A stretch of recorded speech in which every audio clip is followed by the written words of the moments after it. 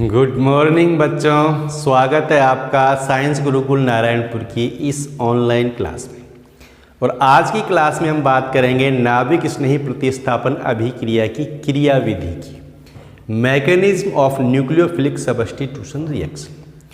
पिछले लेक्चर में हमने नाभिक स्नेही प्रतिस्थापन अभिक्रिया के बारे में बात की थी और उसके विभिन्न एग्जाम्पल्स भी हमने देखे थे। आपने उस लेक्चर को देखा होगा, उस वीडियो को आपने देख लिया होगा और आपको वो अभिक्रियाएं समझ में आ गई होगी। जिसने अभी भी उस वीडियो को नहीं देखा है उसे देखना चाहिए, तो ये आज का जो लेक्चर है वो उसे आसानी से समझ में आएगा। पिछले लेक्चर का लिंक डिस्क्रिप्शन में दिया गया है, ठीक है।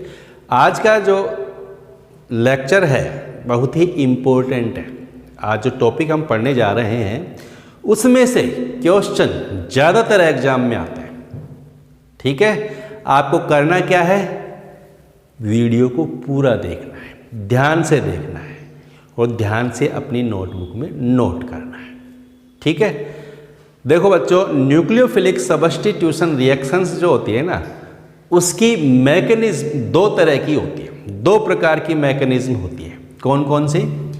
एक तो होती है SN1 मैकेनिज्म और एक होती है SN2 मैकेनिज्म। शॉर्ट में हम SN1 और SN2 के नाम से ही जानते हैं इस मैकेनिज्म को। यहाँ S का मतलब तो क्या है? सब्स्टिट्यूशन। N का मतलब क्या है? न्यूक्लियोफिलिक। और 1 का मतलब है unimolecular. Substitution, nucleophilic, unimolecular reaction. इसको हम हिंदी में बोले तो क्या लिख सकते हैं? नाभिक स्नेही प्रतिस्थापन एकाणुक अभिक्रिया, ठीक है। और यहां पर S का मतलब वही सब्स्टिट्यूशन, N का मतलब न्यूक्लियोफिलिक और 2 का मतलब है यहाँ बाइमोलिक्यूलर। तो हम क्या लिखेंगे इसको? नाभिक स्नेही प्रतिस्थापन, ठीक। और यहाँ क्या हो जाएगा? द्विअणुक अभिक्रिया। बस ये अंतर है दोनों में, ठीक है। 1 और 2 का ही तो अंतर है। ये हो गई सब्स्टिट्यूशन न्यूक्लियोफिलिक यूनिमोलिकुलर और ये हो गई सब्स्टिट्यूशन न्यूक्लियोफिलिक बाइमोलिकुलर रिएक्शन, ठीक है। अब हम पहले बात करेंगे किसकी? SN1 की। क्या होती है SN1? तो SN1 मैकेनिज्म की बात करेंगे पहले, ठीक है। ध्यान से देखेंगे आप। देखो बच्चों, किसी एल्किल हैलाइड, जैसे हम यहां बात कर लेते हैं, एग्जाम्पल ले लेते हैं तृतीयक ब्यूटिल ब्रोमाइड CH3 का होल थ्राइस CBr। यह है तृतीयक ब्यूटिल ब्रोमाइड। इसमें नाभिक स्नेही प्रतिस्थापन अभिक्रिया हो रही है। जैसे मान लीजिए ये OH माइनस यहाँ नाभिक स्नेही है और ये क्या करता है, क्या होता है नाभिक स्नेही प्रतिस्थापन में? पता है ना आपको, इस हैलोजन का प्रतिस्थापन हो जाएगा इस OH माइनस से, ठीक। तो ये बन जाएगा यहाँ पर CH3 का होल थ्राइस C। Br की जगह कौन आ जाएगा? OH plus Br minus. ये कोई अभिक्रिया है। कौन सी अभिक्रिया है ये? नाभिक स्नेही प्रतिस्थापन अभिक्रिया है। किस में हो रही है? तृतीयक ब्यूटिल ब्रोमाइड में। इस अभिक्रिया की जो क्रियाविधि है ना, वो SN1 मैकेनिज्म से होती है। यह अभिक्रिया कौन सी क्रियाविधि से होती है? SN1 से होती है। देखो कैसे होती है, इसकी मैकेनिज्म देखें अब हम। ये अभिक्रिया 2 पदों में होती है। पहली बात तो ये ध्यान रखेंगे, कितने पदों में होगी? 2 पदों में। क्या होता है? ये तृतीयक ब्यूटिल ब्रोमाइड,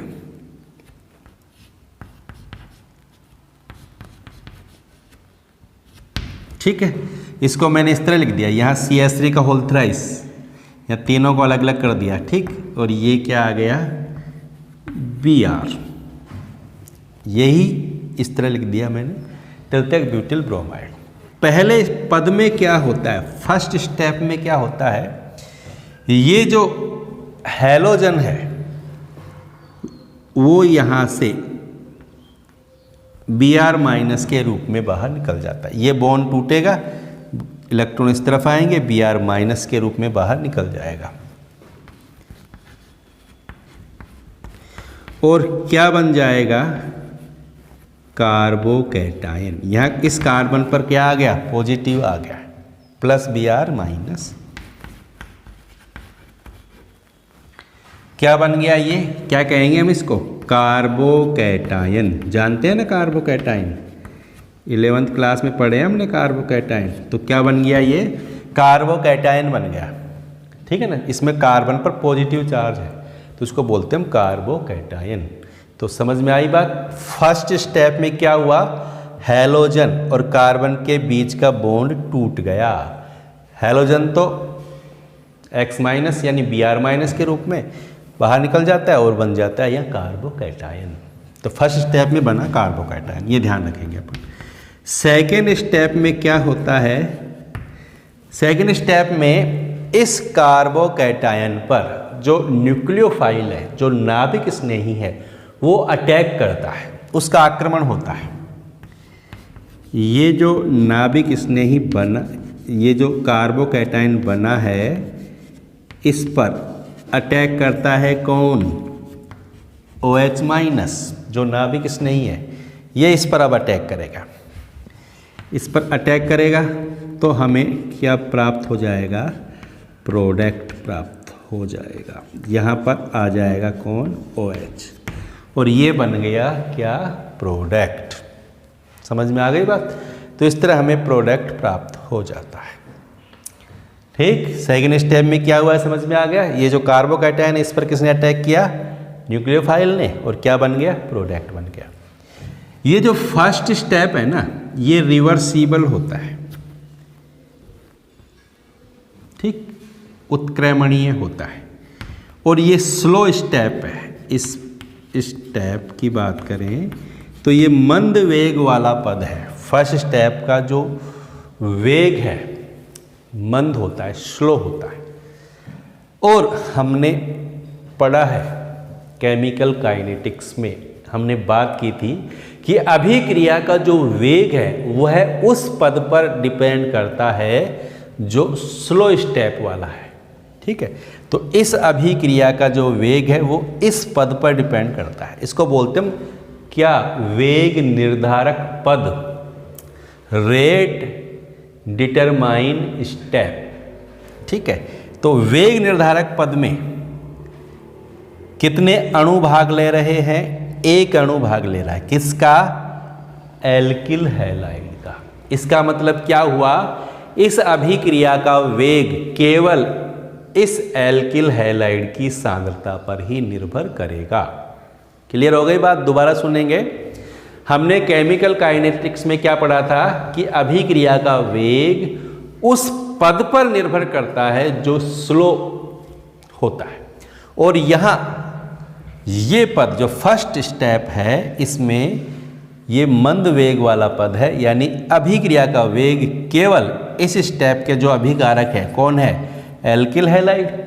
इस एल्किल हैलाइड की सांद्रता पर ही निर्भर करेगा, ठीक है। यानी हम बात करें तो इस अभिक्रिया का जो वेग है वो केवल डिपेंड करेगा इस एल्किल हैलाइड की सांद्रता पर। तो हम इसको इस तरह लिख सकते हैं, वेग के CH3 का होल थ्राइस CBr, यानी इस एल्किल हैलाइड की सांद्रता पर डिपेंड कर रहा है अभिक्रिया का वेग, ठीक। इस तरह लिखते हैं हम वेग समीकरण से, याद है ना सबको। और अब इस तरह वेग लिखा तो इसका मतलब यहाँ घातांक कितना है, 1, यही तो है इसका मतलब। और जब घातांक 1 है तो अभिक्रिया कोटि कितनी होगी, बताओ, वेरी गुड, कितनी होगी, 1 होगी। क्यों होगी 1, पता लग गया ना, क्योंकि घातांक जो है ना वो अभिक्रिया कोटि को दर्शाता है। घातांकों का जो योग है ना वही अभिक्रिया कोटि है। तो ये कोटि हो गई 1, ठीक। और इस पद में एक ही अणु भाग ले रहा है, इसका मतलब इस अभिक्रिया की आणविकता कितनी हो गई? एक हो गई। ठीक है, इसीलिए इसको बोलते हैं कौन सी अभिक्रिया? एकाणुक अभिक्रिया। तो यहाँ देखो क्या समझ में आया आपके? पहली बात तो ध्यान रखेंगे SN1 अभिक्रिया 2 पदों में होती है। ठीक, दूसरी बात ध्यान रखेंगे इस अभिक्रिया का वेग केवल एल्किल हैलाइड की सांद्रता पर ही निर्भर करता है।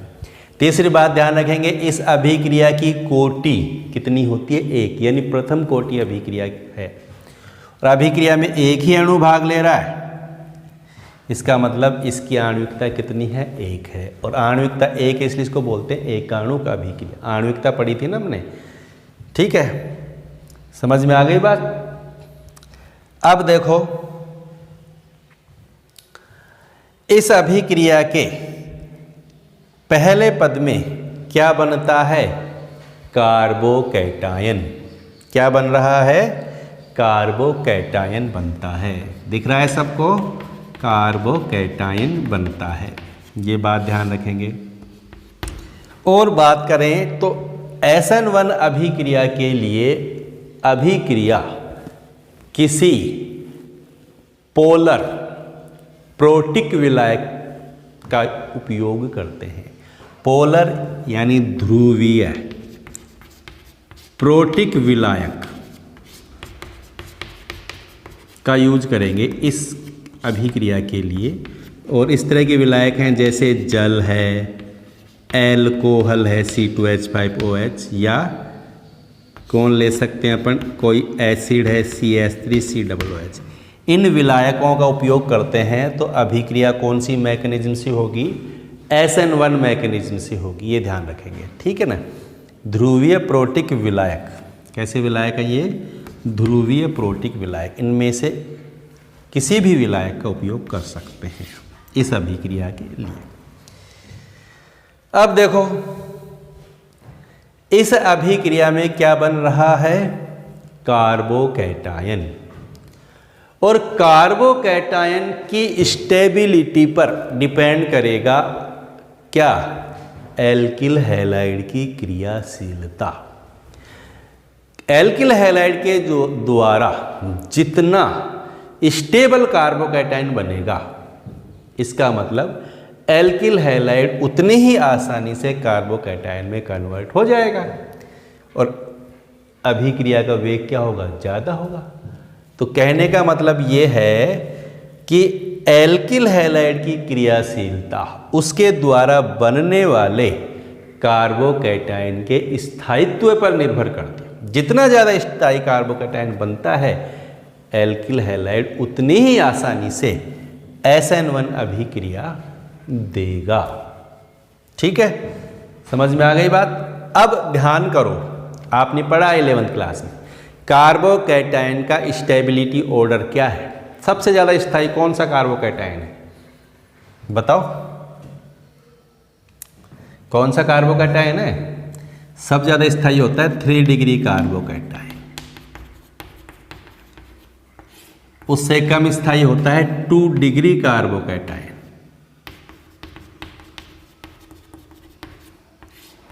और सबसे कम स्थायी होता है कौन? 1 डिग्री कार्बोकैटायन। समझ में आ गई बात? यह है कार्बोकैटायन का स्टेबिलिटी ऑर्डर। जिस एल्किल हैलाइड से 3 डिग्री कार्बोकैटायन बनेगा ना, उसकी क्रियाशीलता ज़्यादा होगी। जिससे 2 डिग्री बनेगा उसकी क्रियाशीलता थोड़ी कम हो जाएगी। 1 डिग्री जिससे बनेगा उसकी क्रियाशीलता और भी कम हो जाएगी। ठीक है, तो SN1 अभिक्रिया के प्रति अलग अलग एल्किल हैलाइडों की क्रियाशीलता की बात करते हैं अभी हम। इसको नोट करो आप। ठीक है,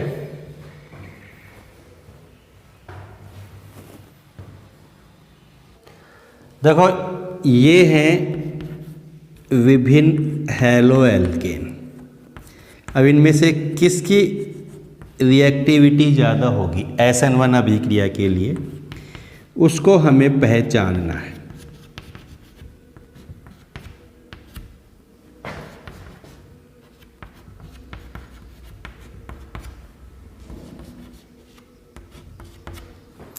ठीक है, ये विभिन्न प्रकार के क्या हो गए, हेलो एल्किन हो गए। इसका नाम तो हो गया 3 डिग्री ब्यूटिल क्लोराइड, ये हो गया आइसोप्रोपिल क्लोराइड, ये हो गया एथिल क्लोराइड और ये हो गया मेथिल क्लोराइड। ठीक है, अब देखो जब SN1 अभिक्रिया से अगर क्रिया होती है तो यहाँ से बॉन्ड ब्रेक होगा और यहाँ से बॉन्ड ब्रेक होगा तो बन जाएगा क्या, ये वाला कार्बोकैटायन। ठीक, यहाँ से बॉन्ड ब्रेक होगा जब रिएक्शन होगी तो कौन सा कार्बोकैटायन बन जाएगा, तो ये वाला कार्बोकैटायन बन जाएगा, है ना। इसमें देखो यहाँ से बॉन्ड ब्रेक होगा तो कौन सा कार्बोकैटायन बन जाएगा, ये, और जब इसमें होगा तो कौन सा कार्बोकैटायन बन जाएगा, ये। ठीक है, ये अलग अलग प्रकार के क्या बन गए, कार्बोकैटायन। अब इनमें बताओ सबसे ज़्यादा स्टेबल कार्बोकैटायन कौन सा है। हमने क्या पढ़ा है अभी, 3 डिग्री कार्बोकैटायन सबसे ज़्यादा स्टेबल होता है, 2 डिग्री उससे कम होता है, 1 डिग्री सबसे कम होता है। तो ये कार्बोकैटायन कौन सा है, 3 डिग्री। पहचानना आता है ना, देखो यहाँ पॉजिटिव चार्ज इस कार्बन पर है और ये कार्बन कितने कार्बन से जुड़ा हुआ है, 1 2 3, तो ये 3 डिग्री कार्बन हो गया ना, तो ये 3 डिग्री कार्बोकैटायन हो गया। इस कार्बन पर पॉजिटिव चार्ज है और ये कितने कार्बन से जुड़ा हुआ है, 2 से, इसका मतलब ये 2 डिग्री कार्बोकैटायन है। इसी तरह ये कार्बन 1 से जुड़ा हुआ है तो ये 1 डिग्री कार्बोकैटायन है और ये भी 1 डिग्री कार्बोकैटायन है। ठीक है, तो ये ज़्यादा स्टेबल कार्बोकैटायन है 3 डिग्री। इसका मतलब ये जो एल्काइल हैलाइड है, और ये कौन सा एल्काइल हैलाइड है, 3 डिग्री कार्बोकैटायन कौन सा एल्काइल हैलाइड से बनेगा, 3 डिग्री से ही बनेगा, क्योंकि ये 3 डिग्री कार्बन पर हैलोजन है। तो 3 डिग्री कार्बोकैटायन बनता है 3 डिग्री एल्काइल हैलाइड से, इसका मतलब 3 डिग्री एल्काइल हैलाइड ज़्यादा क्रियाशील होगा।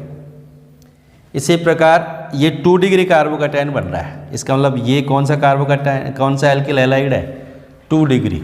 ये हैलोजन 2 डिग्री कार्बन जुड़ा हुआ है, इससे 2 डिग्री कार्बोकैटायन बनेगा, इसका मतलब इसकी क्रियाशीलता इसकी तुलना में कम होगी। फिर इससे 1 डिग्री कार्बोकैटायन बन रहा है जो कम स्थायी है, ये किससे बन रहा है, 1 डिग्री एल्काइल हैलाइड से। तो 1 डिग्री एल्काइल हैलाइड से ये और मेथिल क्लोराइड से ये वाला कार्बोकैटायन बना। अगर हम क्रियाशीलता की बात करें तो सबसे ज़्यादा क्रियाशील कौन सा एल्काइल हैलाइड होगा, ये, उससे कम और ये सबसे कम क्रियाशील हो जाएगा। समझ में आ गया ना मैंने क्या कहा, एल्किल हैलाइड की क्रियाशीलता डिपेंड करेगी इससे बनने वाले कार्बोकैटायन के स्थायित्व पर, और सबसे ज़्यादा स्थायी कार्बोकैटायन होता है 3 डिग्री। इसका मतलब जिस एल्किल हैलाइड से 3 डिग्री कार्बोकैटायन बनता है ना, वो सबसे ज़्यादा क्रियाशील होगा। तो इससे 3 डिग्री कार्बोकैटायन बन रहा है, इसका मतलब ये ज़्यादा क्रियाशील है। इससे 2 डिग्री कार्बोकैटायन बन रहा है, इसका मतलब ये कम क्रियाशील है। इससे 1 डिग्री कार्बोकैटायन बनेगा, इसका मतलब ये और कम क्रियाशील है। और इससे मेथिल कार्बोकैटायन बन रहा है, इसका मतलब इसकी क्रियाशीलता सबसे कम है। 1 डिग्री में भी वो ज़्यादा क्रियाशील होता है जिसमें कार्बन ज़्यादा होता है। इसमें कार्बन, ये भी 1 डिग्री है, ये भी 1 डिग्री है, लेकिन इसमें 1 कार्बन, इसमें 2 कार्बन, तो ये ज़्यादा स्टेबल कार्बोकैटायन बनाएगा, इसका मतलब इसकी क्रियाशीलता ज़्यादा होगी। क्लियर। तो ये स्टेबिलिटी ऑर्डर कार्बोकैटायन का आपको पता होना चाहिए, और कार्बोकैटायन की स्टेबिलिटी ऑर्डर आपको पता है तो SN1 अभिक्रिया के लिए एल्किल हैलाइड की क्रियाशीलता का जो ऑर्डर है, जो क्रम है, वो भी आपको पता लग जाएगा, समझ में आ जाएगा। तो हम क्या कहेंगे, एल्किल हैलाइड की क्रियाशीलता का क्रम कैसे लिखेंगे, सबसे ज़्यादा क्रियाशील कौन सा एल्किल हैलाइड हो जाएगा, 3 डिग्री, उससे कम 2 डिग्री, उससे कम 1 डिग्री। ठीक है, ये SN1 की क्रियाशीलता की बात की है हमने। किसकी क्रियाशीलता है ये, SN1 की, 3 डिग्री, 2 डिग्री और 1 डिग्री। ठीक है बच्चों, कोई दिक्कत नहीं है। अब हम बात करेंगे अगर एल्किल हैलाइड, जिसको अंग्रेजी में एल्काइल हैलाइड कह सकते हैं। अब जैसे मैं कभी एल्किल हैलाइड बोल रहा हूँ, कभी एल्काइल हैलाइड, तो एल्काइल हैलाइड तो अंग्रेजी में बोल देते हैं उसको, एल्किल हैलाइड अपन हिंदी में बोल देते हैं उसको। ठीक है, तो अगर कोई प्रकाश सक्रिय एल्किल हैलाइड है, ऑप्टिकल एक्टिव एल्किल हैलाइड है, तो उससे बनने वाला जो उत्पाद है वो कैसा होगा। अब ये ऑप्टिकल एक्टिव क्या होता है, प्रकाश सक्रिय क्या होता है। स्टीरियो केमिस्ट्री पढ़ी हमने, प्रकाशिक समावयवता पढ़ी है हमने, प्रकाशिक समावयवता हमने पढ़ा है, नहीं पढ़ा है तो आपको थोड़ा समझने की कोशिश करनी है। हमने पढ़ा था कायरल कार्बन क्या होता है, चलो पहले आप इसको नोट करो फिर आगे बताता हूँ।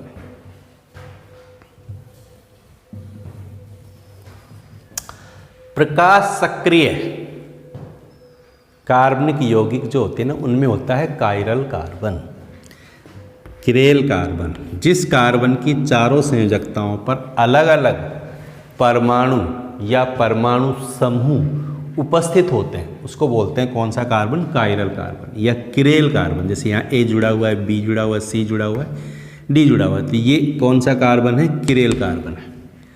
और जिस कार्बनिक यौगिक में किरेल कार्बन होता है वो प्रकाशिक समावयवता दर्शाता है, वो ऑप्टिकल एक्टिव होता है।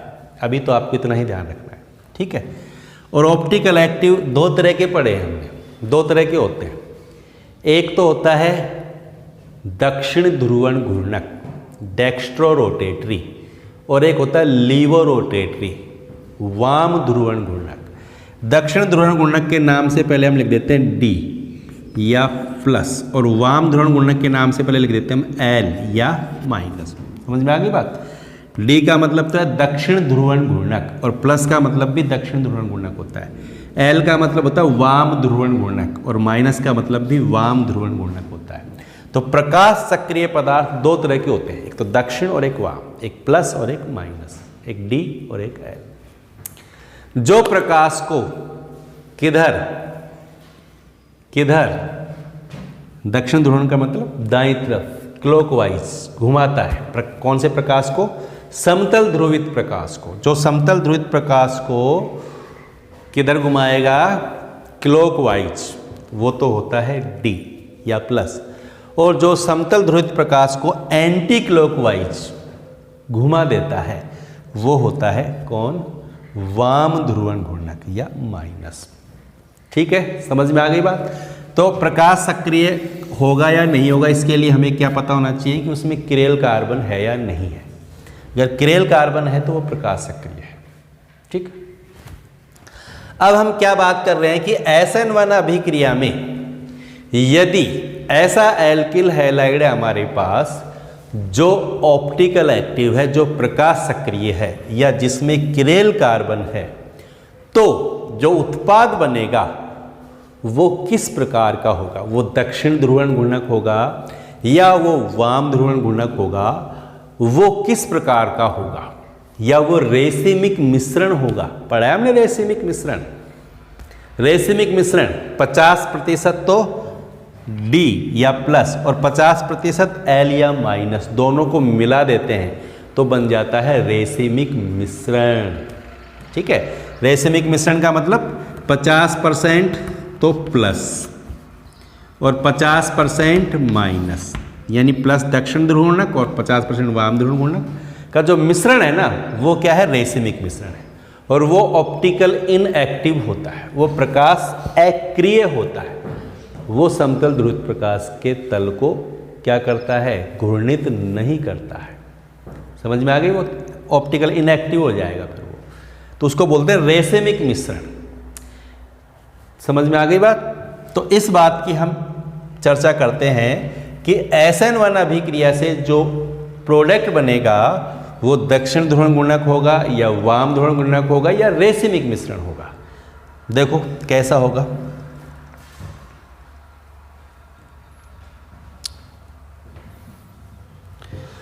देखो SN1 अभिक्रिया से जो प्रोडक्ट बनेगा वो बनेगा रेसिमिक मिश्रण। क्या प्राप्त होगा, रेसिमिक मिश्रण प्राप्त होगा। अगर एल्किल हैलाइड ऑप्टिकल एक्टिव है तो उससे जो प्रोडक्ट प्राप्त होगा ना, वो रेसिमिक मिश्रण होगा। और रेसिमिक मिश्रण क्या होता है, समझ में आ गई। 50% तो उसमें होगा प्लस और 50% उसमें होगा माइनस, यानी 50% दक्षिण ध्रुवण घूर्णक और 50% वाम ध्रुवण गुणक होंगे। क्यों होगा? अब SN1 से रेसिमिक मिश्रण क्यों बनेगा? देखो, हमने अभी बात की थी कि जब SN1 अभिक्रिया होती है तो SN1 अभिक्रिया से क्या बनता है? पहले पद में फर्स्ट स्टेप में बनता है कार्बोकैटायन, और कार्बोकैटायन जो होता है ना, उसकी संरचना होती है समतल त्रिकोणीय। क्या संरचना होती है? समतल त्रिकोणीय। हम एक ऐसा एग्जाम्पल लेते हैं जिसमें किरेल कार्बन है, कायरल कार्बन है। जैसे ये एग्जाम्पल लिखते हैं, ऑक्टेन, 2 ब्रोमो ऑक्टेन का एग्जाम्पल लेते हैं। 2 ब्रोमो ऑक्टेन, जिसको मैं इस तरह लिख देता हूँ C6H13, और यहाँ है H या CH3, और यहाँ क्या है? H, और यहाँ है Br। समझ गए? ये क्या है? 2 ब्रोमो ऑक्टेन।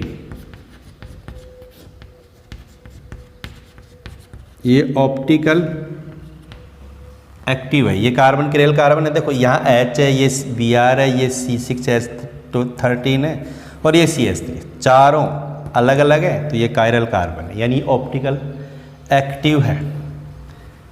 कितने कार्बन हो गए इसमें? 8 हो गए ना। 1, 2 और 6, ये 1, 2 और 6 कितने हो गए? 8, और 2 नंबर पे क्या है? ब्रोमो, तो ये हो गया 2 ब्रोमो ऑक्टेन। अब देखो, फर्स्ट स्टेप में जब होगा तो यहाँ क्या बन जाएगा? क्या बन जाएगा? कार्बोकैटायन। और कार्बोकैटायन की संरचना कैसी होती है? समतल त्रिकोणीय।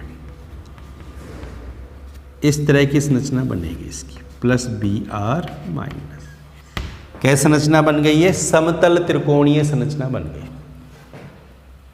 ठीक है, समझ में आ गई बात? अब इस पर अटैक करेगा कौन? नाभिक स्नेह। कार्बोकैटायन पर कौन अटैक करता है? नाभिक स्नेह। इसकी समतल त्रिकोणीय संरचना है। अब इस पर मैं इसको यहां लिख देता हूं,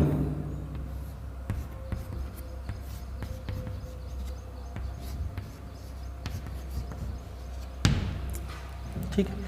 अब इस पर नाभिक स्नेही का अटैक इधर से भी हो सकता है, और नाभिक स्नेही का अटैक इधर से भी हो सकता है। दोनों तरफ से अटैक हो सकता है, इधर से भी हो सकता है और इधर से भी हो सकता है।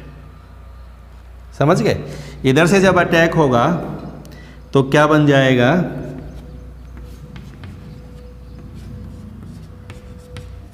यहां कौन आ जाएगा? OH। और जब इधर से अटैक होगा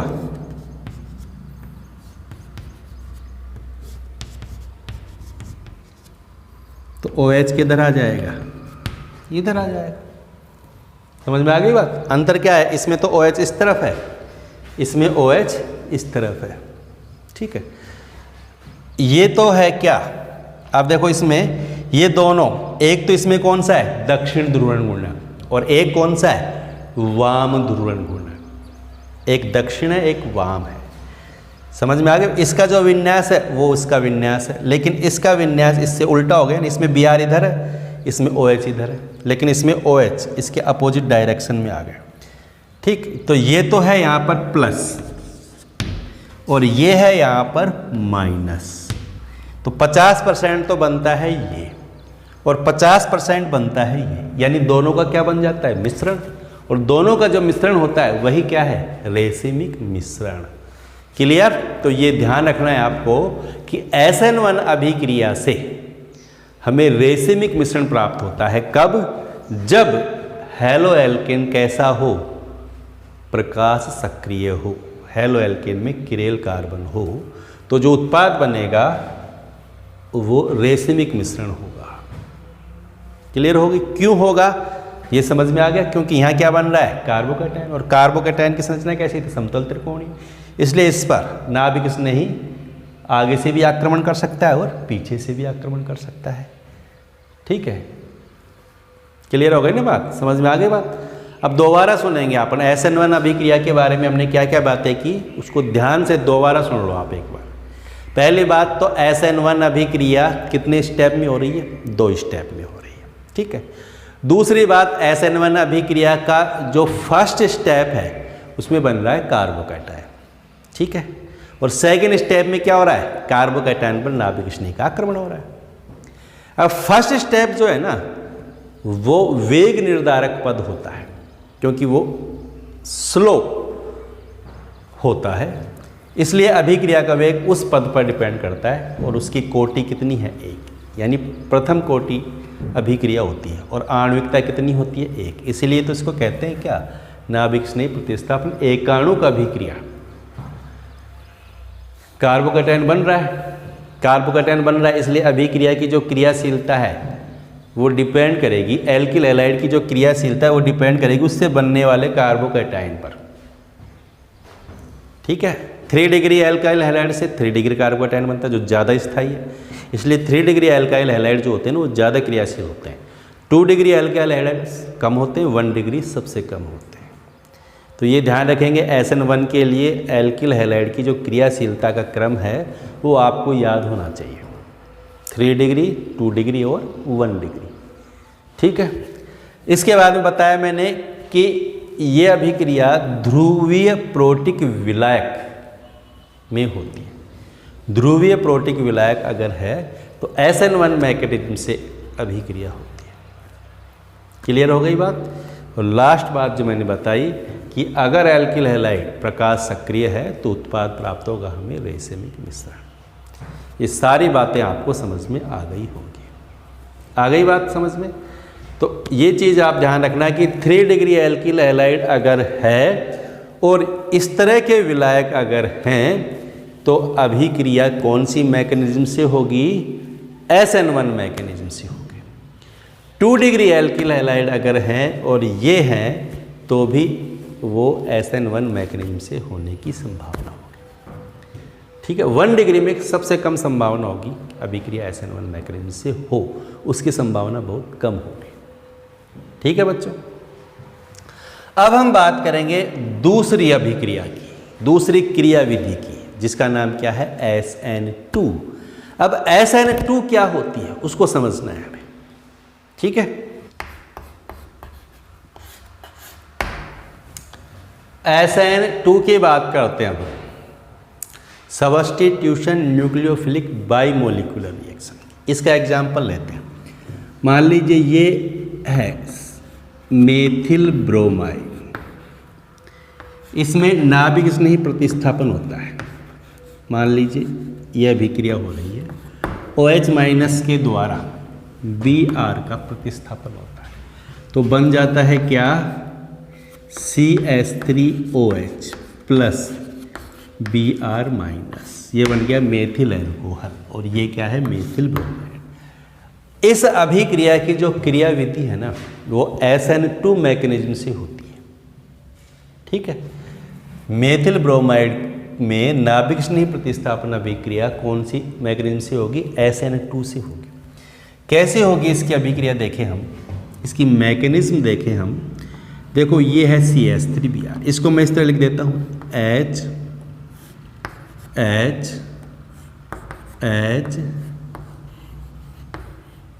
Br। ठीक है। समझ में आ गई बात? अब इस पर कौन अटैक कर रहा है? OH-। देखो इस मैकेनिज्म में क्या होता है कि इस कार्बन पर जिस पर हैलोजन जुड़ा हुआ है उस कार्बन पर नाभिक स्नेही आक्रमण करता है और नाभिक स्नेही का जो आक्रमण है ना वो हैलोजन की विपरीत दिशा से होता है। जैसे हैलोजन इस तरफ है तो नाभिक स्नेही इसके इस साइड से अटैक करता है। ठीक है। नाभिक स्नेही इस कार्बन पर क्या करता है? अटैक करता है। समझ में आ गई बात? अब अटैक करता है तो क्या होता है? ये बॉन्ड यहाँ से टूटने लगता है और नाभिक स्नेही और कार्बन के बीच में बॉन्ड बनने लगता है। ये बॉन्ड तो टूटने लगता है और इन दोनों के बीच में बॉन्ड बनने लग जाता है। ठीक ठीक है, यहाँ इस तरह,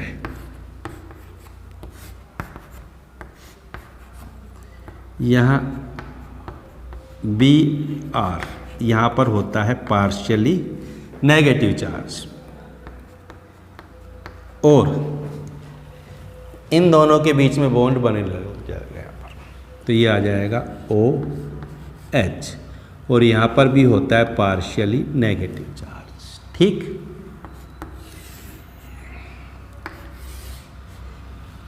इसको बोलते हैं हम क्या, ट्रांजिशन स्टेट, संक्रमण अवस्था। क्या है ये, संक्रमण अवस्था, ट्रांजिशन स्टेट बन जाती है। देखो यहाँ पर ट्रांजिशन स्टेट का मतलब यही होता है कि यहाँ पर न तो बंध पूर्ण रूप से टूटे हैं और न ही बंध पूर्ण रूप से बने हैं, ये अनस्टेबल होती है। ठीक, और ये बदल जाती है किसमें, प्रोडक्ट में। अब ये बॉन्ड टूट जाएगा और ये बॉन्ड बन जाएगा। ठीक है, ये बॉन्ड टूट जाएगा तो ये बाहर निकल जाएगा Br-, और ये बॉन्ड बन जाएगा। ठीक है, तो यहाँ आ जाएगा क्या, OH। इस तरह बन जाएगा प्रोडक्ट। ये कौन सी मैकेनिज्म हो गई, SN2 मैकेनिज्म। समझ में आ गई बात, दोबारा समझेंगे एक बार। ये तो है एल्काइल हैलाइड, इस पर अटैक कौन कर रहा है, नाभिक स्नेही। किधर से अटैक कर रहा है, जिधर हैलोजन जुड़ा हुआ उसके पीछे से, उसके पीछे जाकर उसको लात मारता है। ये यहाँ आकर के लात मारेगा, जैसे ही लात मारेगा ये ढीला हो जाएगा।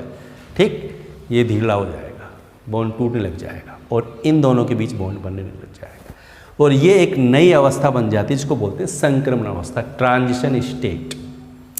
ट्रांजिशन स्टेट अनस्टेबल होती है, ये बॉन्ड तो टूट जाएगा और ये बॉन्ड बन जाएगा और हमें प्राप्त हो जाएगा प्रोडक्ट। क्लियर, यही हो रहा है इसमें, समझ में आ गई। अब देखो यहाँ से क्या बातें पता चल रही हैं। पहली बात तो ये एक पद में हो रही है अभिक्रिया। कितने पद में हो रही है, केवल एक स्टेप में हो रही है। दूसरी बात क्या हो रही है, यहाँ पर इसमें क्या बन रही है, संक्रमण अवस्था। SN1 में तो क्या बना था, कार्बोकैटायन। यहाँ क्या बनती है, संक्रमण अवस्था बनती है।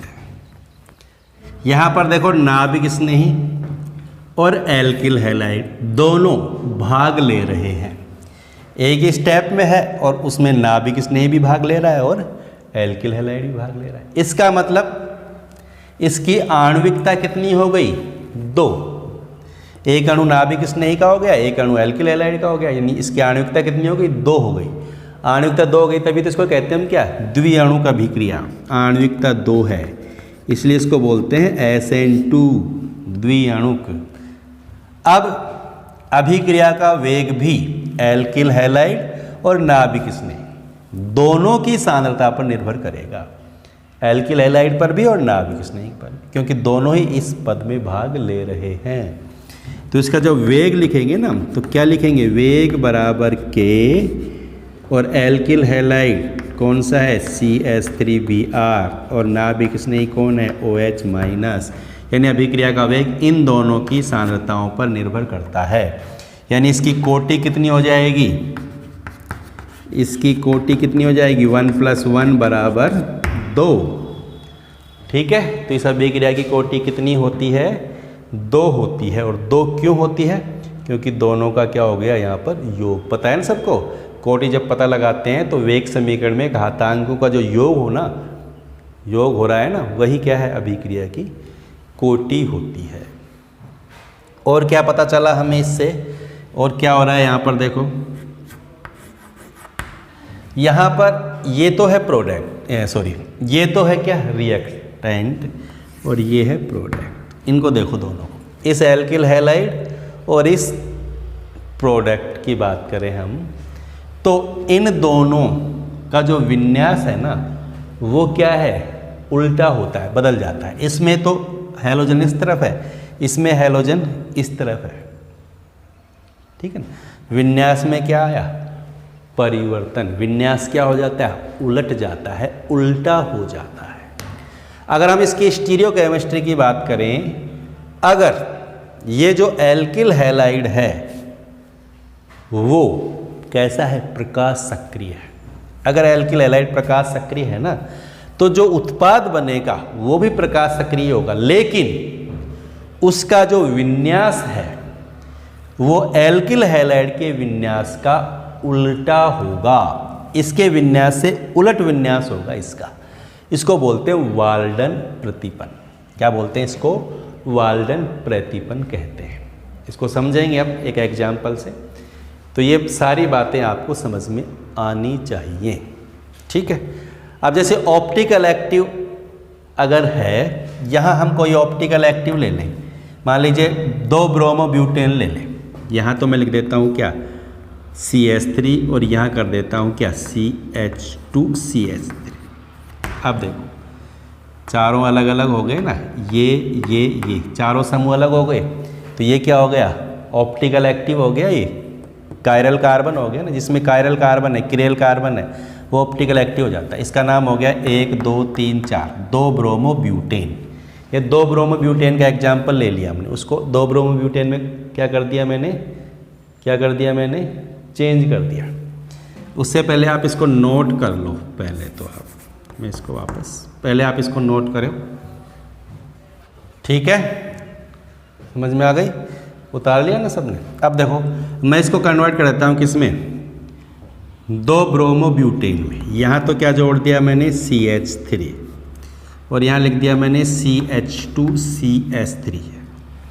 अब ये हो गया किरेल कार्बन। इस कार्बन की चारों संयोजकताओं पर अलग अलग परमाणु समूह हो गए, ये किरेल कार्बन है। अब ये ऑप्टिकल एक्टिव हो गया, प्रकाश सक्रिय हो गया। इसका नाम है 2 ब्रोमोब्यूटेन। ये प्रकाश सक्रिय है, ठीक है। ये है माइनस। कैसा है ये, माइनस।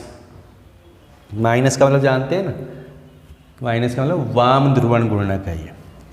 अब जैसे प्रोडक्ट बनेगा, तो प्रोडक्ट बनेगा तो ये बन जाएगी इसमें ट्रांजिशन स्टेट। अब ये पीछे से आक्रमण कर रहा है OH माइनस, ठीक, तो OH माइनस इधर आ गया।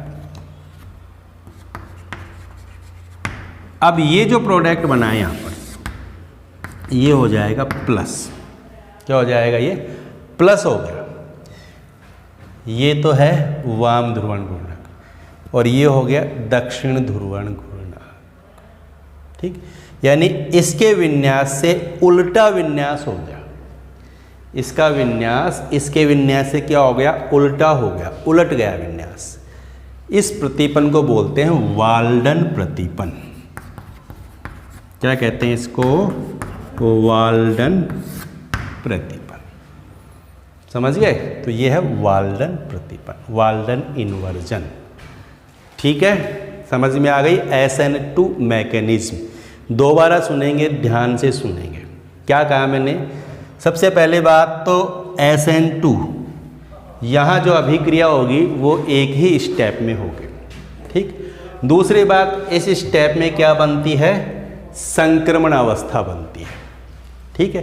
तीसरी बात, इस स्टेप में नाभिक स्नेही भी है और एल्किल हैलाइड भी है।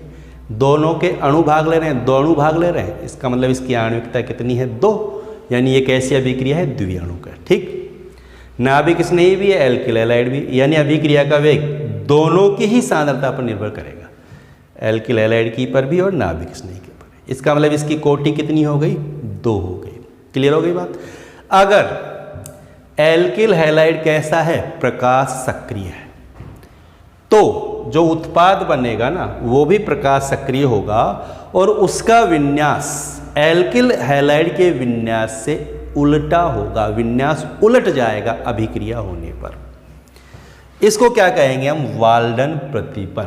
क्या कहेंगे इसको अपन, वाल्डन प्रतिपन, वाल्डन इन्वर्जन, ठीक है। यहाँ Br इस तरफ जुड़ा हुआ है, लेकिन यहाँ इसमें OH इस तरफ हो गया, उलट गया, विन्यास उल्टा हो जाता है।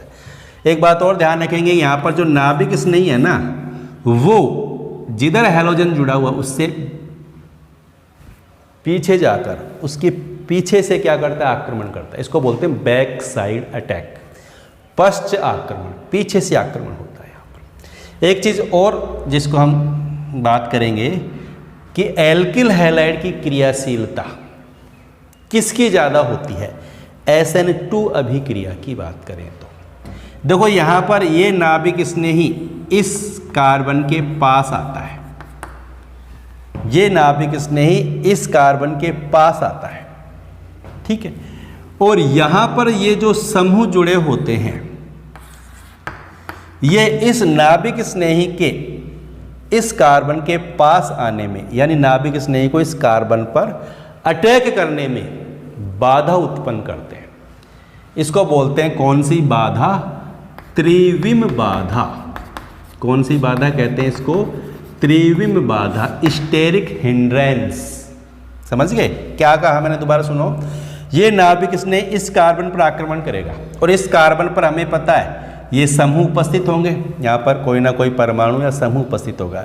ये परमाणु या समूह नहीं चाहेंगे कि ये नाभिक स्नेही यहाँ पर आक्रमण करे, वो इसके पास आए, तो ये क्या करते हैं, इसको रोकते हैं आक्रमण करने से, बाधा डालते हैं।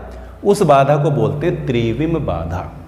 अगर यहाँ पर ये समूह बड़े हैं, कैसे हैं, बड़े समूह उपस्थित हैं, बड़े आकार के समूह उपस्थित हैं, तो त्रिविम बाधा ज़्यादा होगी। और त्रिविम बाधा ज़्यादा होती जाएगी तो नाभिक स्नेही के आक्रमण में ज़्यादा दिक्कत आएगी, यानी इस एल्किल हैलाइड की क्रियाशीलता कम होती जाएगी। क्लियर। तो क्या समझे इस बात से, इस बात से यही समझे कि यहाँ पर अगर जिस कार्बन से हैलोजन जुड़ा हुआ है उस कार्बन पर जुड़ने वाले एल्किल समूह जितने बड़े आकार के होंगे उनकी SN2 अभिक्रिया के प्रति क्रियाशीलता उतनी ही क्या होगी, कम होगी। समझ गए। चलो अभी समझ आते हैं आपको, ठीक है। अब हम अलग अलग एल्किल हैलाइड को देखते हैं। जैसे मान लीजिए ये एल्किल हैलाइड है, CH3 है, CH3 में 3 H हैं और एक क्या है, हैलोजन। एक दूसरा एल्किल हैलाइड लेते हैं जिसमें एक CH3 समूह जुड़ा हुआ है। एक ये लेते हैं जिसमें 2 CH3 समूह जुड़े हुए हैं।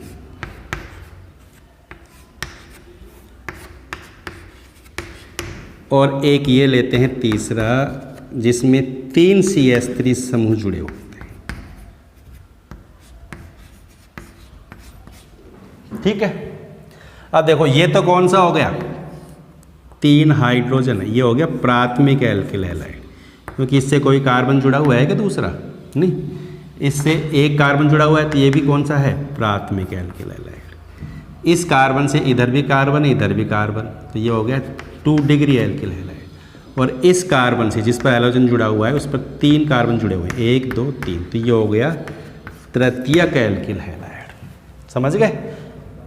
अब देखो यहाँ पर हाइड्रोजन जुड़े हुए हैं, जो छोटे समूह हैं, हाइड्रोजन है, छोटा परमाणु है, ये नाभिक स्नेही के आक्रमण में बहुत ज़्यादा बाधा उत्पन्न नहीं कर पाएगा। जैसे यहाँ आक्रमण करेगा नाभिक स्नेही, तो इससे उत्पन्न होने वाली जो बाधा है ना वो सबसे कम होगी। CH3 से CH3Br मेथिल हैलाइड में नाभिक स्नेही के आक्रमण में जो बाधा उत्पन्न करेंगे हाइड्रोजन परमाणु, वो बाधा सबसे कम होगी। इसका मतलब इस पर नाभिक स्नेही आसानी से आक्रमण कर पाएगा। इसका मतलब इसकी क्रियाशीलता क्या होगी, ज़्यादा होगी, यानी मेथिल हैलाइड की क्रियाशीलता ज़्यादा होगी। ठीक। अब देखो यहाँ पर एक मेथिल समूह बड़ा आकार है, एक है, तो इसके आक्रमण में बाधा तो आएगी, लेकिन अगर इससे तुलना करें तो वो बाधा इसकी तुलना में कम होगी। क्यों? क्योंकि यहाँ पर एक जुड़ा हुआ है CH3, एक इधर भी CH3, ये 2 बड़े समूह जुड़े हुए हैं, ये 2 बड़े समूह हैं, ये ज़्यादा बाधा उत्पन्न करेंगे। तो इसकी और इसकी बात करें तो ज़्यादा बाधा कहाँ पर होगी, जहाँ 2 बड़े समूह जुड़े हुए हैं, यानी इन दोनों की बात करें तो ज़्यादा क्रियाशीलता किसकी होगी, इसकी। ठीक है, उससे कम क्रियाशीलता होगी इसकी। अब देखो यहाँ पर तो 3 बड़े बड़े समूह, और ये तीनों समूह ही नाभिक स्नेह के आक्रमण में बाधा उत्पन्न करेंगे, नाभिक स्नेह को आक्रमण करने ही नहीं देंगे, यानी इसकी क्रियाशीलता सबसे कम होगी। तो SN2 की बात करें तो सबसे ज़्यादा क्रियाशीलता किसकी होगी? CH3 मेथिल हैलाइड की।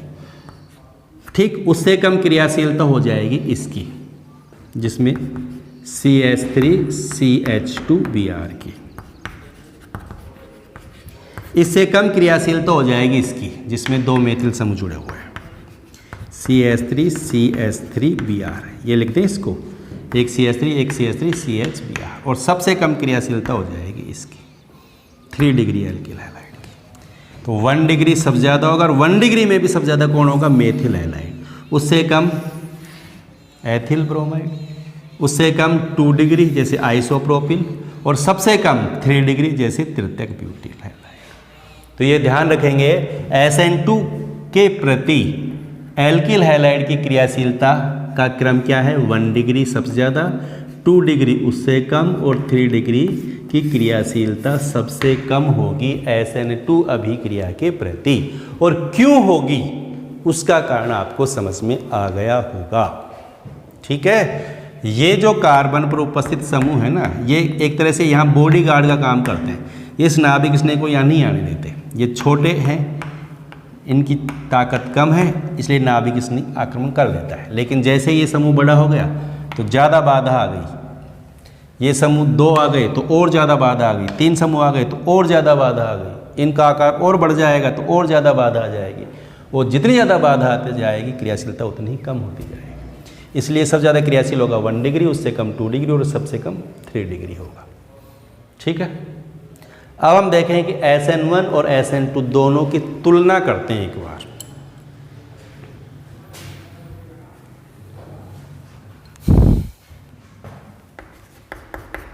SN1 और SN2 दोनों में तुलना करें, दोनों में अंतर देखें। तो पहला अंतर तो क्या हो गया? ये कितने पद में होती है? 2 पद में।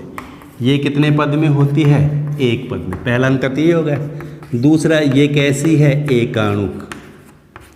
ये कैसी है? द्विअणुक अभिक्रिया है। ठीक है। तीसरा अंतर क्या हो गया? इसका वेग किसकी सांद्रता पर डिपेंड करता है? केवल एल्किल हैलाइड की पर। इसका वेग किसकी सांद्रता पर डिपेंड करता है? एल्किल हैलाइड और नाभिक स्नेही दोनों की सांद्रता पर डिपेंड करता है। ठीक, यहाँ देखें हम तो इसकी क्रियाशीलता की बात करें, SN1 सबसे ज़्यादा कौन सा एल्किल हैलाइड होता है? 3 डिग्री, उससे कम 2 डिग्री, सबसे कम 1 डिग्री। अगर SN2 की बात करें, सबसे ज़्यादा क्रियाशीलता किसकी है? 1 डिग्री की, उससे कम 2 डिग्री की, और सबसे कम 3 डिग्री। कहने का मतलब यदि 3 डिग्री एल्किल हैलाइड है तो हम समझ जाएंगे SN1 क्रियाविधि से अभिक्रिया होगी। अगर 1 डिग्री एल्किल हैलाइड में नाभिक स्नेह प्रतिस्थापन होता है तो हम समझ जाएंगे SN2 क्रियाविधि से होती है। अगर ऑप्टिकल एक्टिव है, प्रकाश सक्रिय है एल्किल हैलाइड, तो यहाँ क्या प्राप्त होगा? रेसिमिक मिश्रण। ठीक, और यहाँ क्या हो जाता है? विन्यास उलट जाता है, विन्यास का प्रतिपन हो जाता है, जिसको बोलते हैं वाल्डन प्रतिपन। ठीक है, तो ये थी SN1 और SN2 अभिक्रिया। एग्जाम के लिए बहुत ज़्यादा इम्पोर्टेंट है। वीडियो को अगर आपने पूरा देखा है, ध्यान से देखा है, तो ये आपको समझ में आ गया होगा। ठीक है बच्चों, कोई दिक्कत नहीं है। जिसने अभी भी चैनल को सब्सक्राइब नहीं किया है, उन्हें चैनल को सब्सक्राइब भी करना है, लाइक भी करना है और शेयर भी करना है।